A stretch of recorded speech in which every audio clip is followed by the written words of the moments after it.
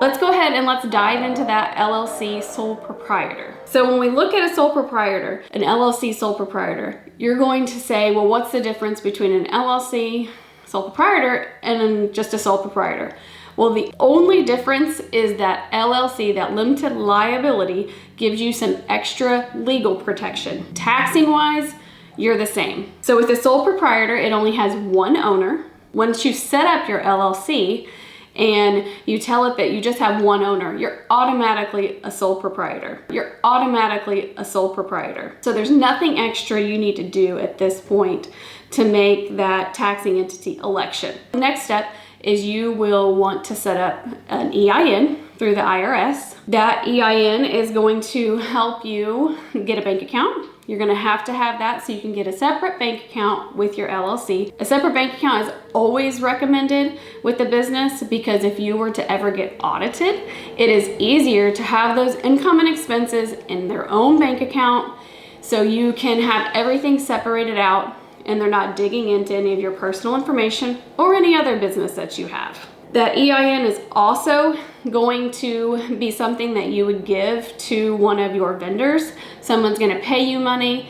They need some information from you. You don't want to have to give them your social security number. So you're going to give them your EIN, your federal ID number that's assigned to you by the IRS. So those are some of your first steps. So now let's take a look tax-wise. How is this going to affect you on your tax return and how are you going to pay taxes? So with an LLC sole proprietor, you're going to put your income and expenses on your personal 1040. So if we take a look at a 1040, you might be saying, well, where do I put them? So there's actually a line item on here that's going to come over from other schedules. So this is where your actual totals will come in. But if we took at those separate schedules, you're gonna have 3 different options when it comes to an LLC sole proprietor. You may be filing a Schedule C, you may be filing a Schedule E, or you may be filing a Schedule F. Once again, these are all under your Form 1040.